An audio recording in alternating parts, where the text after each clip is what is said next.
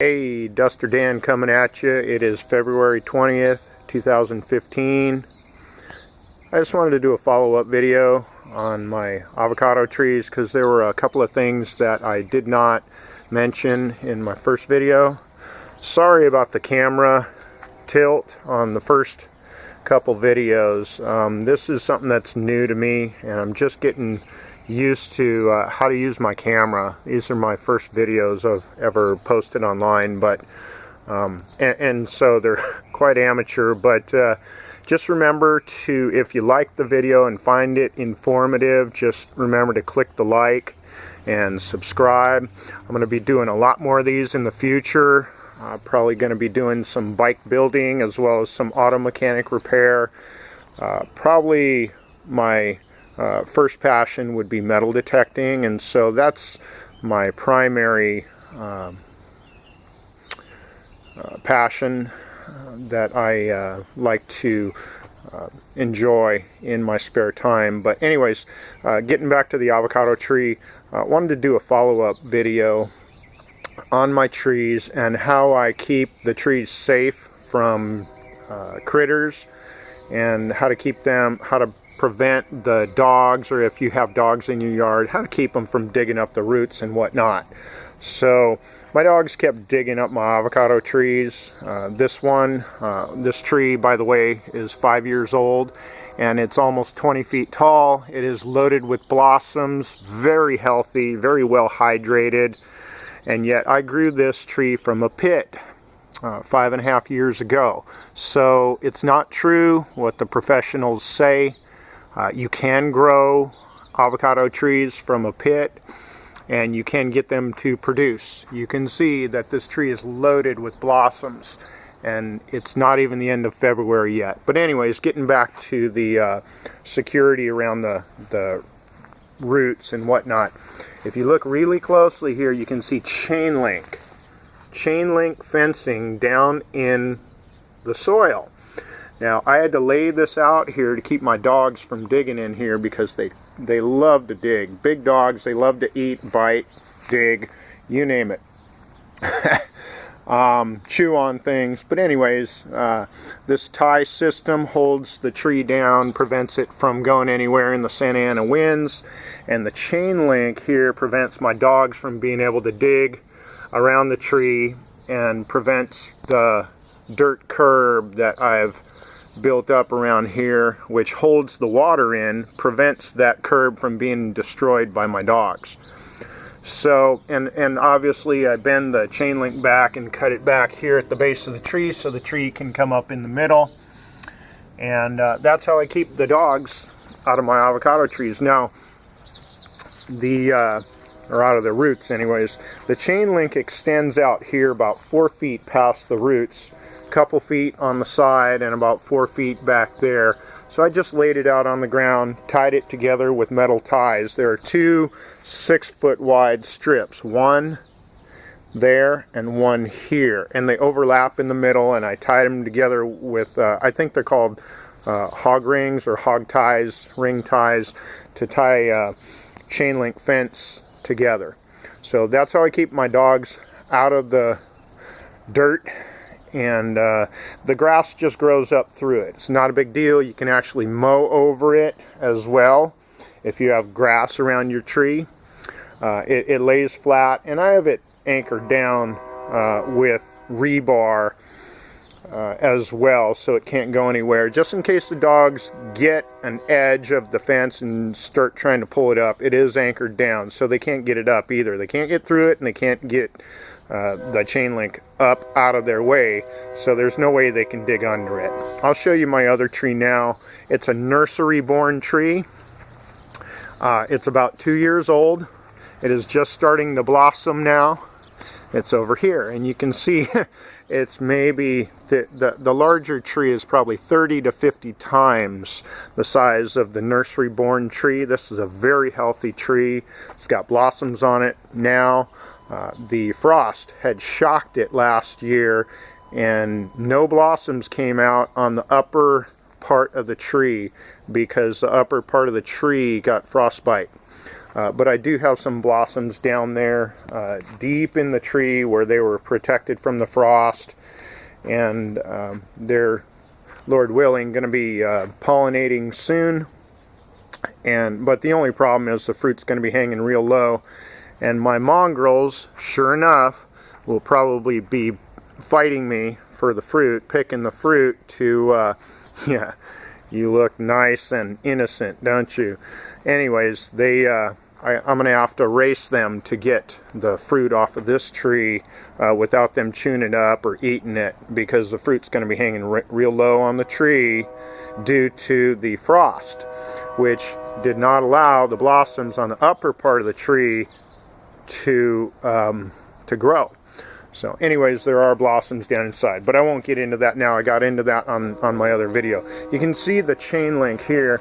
I just watered these trees, so the basin is full. There's about 20 gallons in there. Notice that I have kept the water in with a little dirt curb on this one as well, but you can see the chain link to prevent the animals from being able to dig around the roots.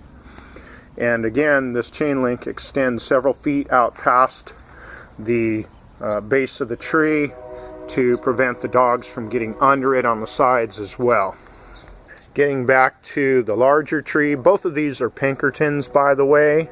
The nursery born tree is a Pinkerton, and I believe this one also is a Pinkerton, but this, like I said, this one came from a native grown avocado tree that's been here a long time in Southern California. You'll also notice the black spots on the trunk. There's nothing wrong with it. It's not disease. Those are actually the tar, the spray-on tar that's comes in a can that I use to seal up the branches when I cut them off, when I prune it. So that's what those black marks are about.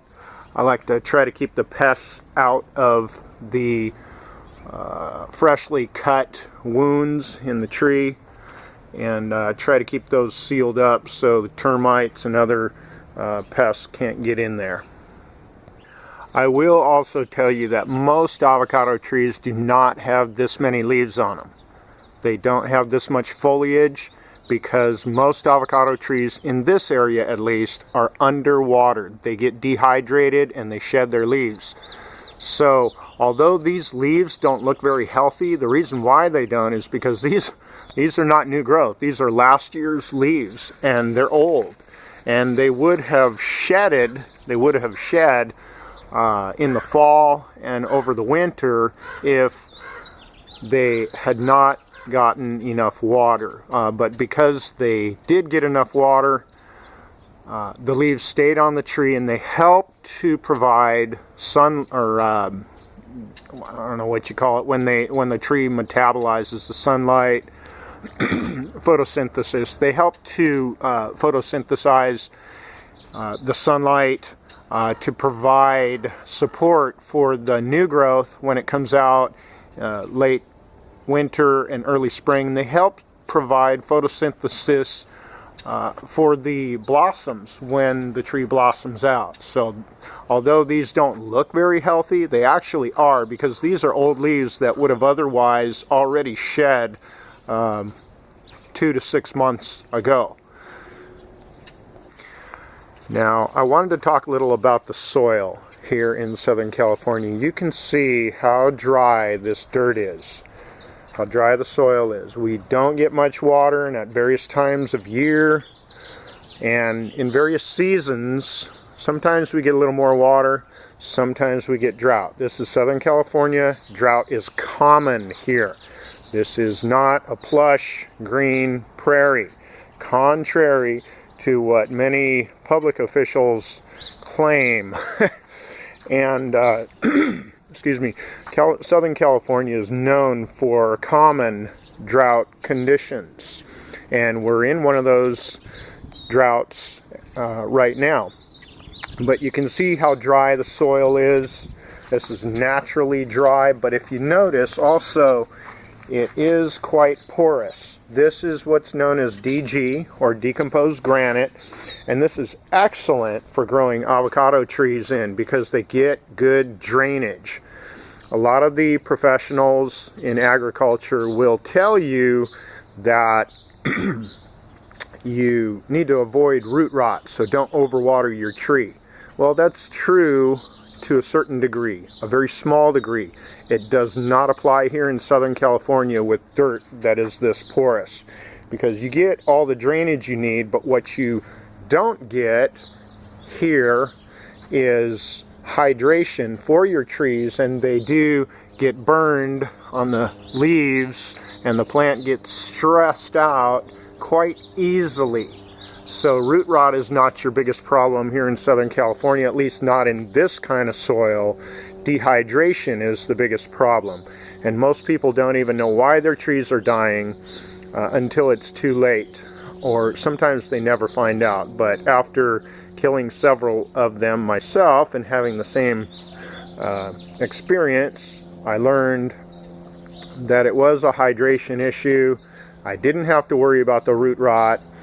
What I needed to worry about is killing my tree by not watering it enough. Now obviously I have that curb around there to prevent wasting any kind of water or any amount of water, but the tree gets enough to drink this way. Very conservation minded, not wasteful, but also giving the tree what it needs. And it definitely needs probably 2 to 3 times more water than you think it needs. I learned that the hard way along with everybody else. But as you can see, now I've had quite a bit of success with a 5.5-year-old tree that is just massive, loaded with leaves, green leaves, loaded with new growth, loaded with blossoms and avocados that are absolutely delicious. And holding on the tree last year, I'm hoping to get many more fruit this year. Had about 50 of them last year. I'm hoping to get a couple hundred this year, just because of the maturity of this tree. I think it's ready to really produce a bumper crop. This is practically a miracle tree, but I think if you take good care of your tree and water it enough and do some of the things that I've done to provide enough hydration for it, you also can grow an avocado tree from a pit that will produce delicious, prolific avocados, and you will not regret it. But you've got to water it, especially in areas where the soil is this dry. And like I said, this is common to Southern California. It's just so arid, it's not funny. Now, I have a problem with foxtails in my backyard, and normally you would see all kinds of weeds back here. But the stickers and foxtails and burrs tortured my dog. One of them, I have 2 of them, big huskies, gotta love them. Tortured my dogs last year by getting in their fur and getting under their skin. So I rototilled this whole backyard to plow all the foxtails under, so my dogs didn't have to suffer the same way again. But as you can see, after rototilling it, you can really see just how dry the soil actually is without all the weeds here. So in this kind of a climate, I can't emphasize it enough. You've really got to give these trees enough water and give them the hydration they need in order to expect them to thrive and give you good fruit. And there are several conditions, 3 main conditions that will dehydrate your tree. The first one is underwatering. The second one is high heat, really warm or hot days, up over 80 degrees, 90, 100 degrees. That'll do it too. And also the wind, the Santa Ana winds oftentimes will come up in the spring and the fall and even in the winter time on occasional days, and they will dehydrate your tree. So underwatering, hot days, and wind all will threaten to dehydrate your avocado trees. You got to keep an eye on them, make sure they get enough water. You also have to beware of the frost, like I mentioned, which shocked this tree. This is my smaller nursery born Pinkerton. Shocked this tree last year, the ice and frost did, and it did not blossom on the top half of the tree. another tree out front, which is about 7 inches tall, that I grew from a pit, from a fruit, from that parent tree. And yesterday it was only in the sun for a couple hours, and some of the younger leaves were wilting just from the direct sunlight. It was not hot, it was not windy, just the direct sunlight on the little seedling made the leaves wilt. And the soil is nice and wet. I water it every day, but nevertheless the leaves, the younger ones, will still wilt in direct sunlight. So there are several things that you can do to your tree, especially the younger ones, to prevent them from dehydrating. You can put them in indirect sunlight when they're smaller, seedlings, smaller than this one. This is about 3 feet tall, maybe 4 feet tall. But your seedlings, when you're trying to grow them from a pit, you've got to keep them out of direct sunlight for long periods of time, or they will die. This is my latest avocado seedling that I grew from the parent tree that you saw in the back, the large one. And yesterday, these leaves right here, the younger ones, this is an older leaf, older. This is a younger leaf, and this is a younger leaf, and both of this one and this one were wilted yesterday in direct sunlight. And the sun had only been shining on it here for a couple hours, and that was long enough to make those leaves wilt.